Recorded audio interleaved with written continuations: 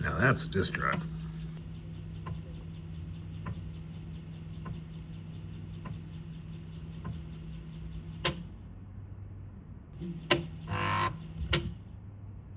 Okay, for comparison, there's the Greaseweazle device.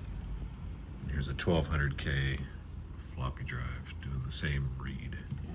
There's back to track 0. You can see the head slowly moving across the tracks.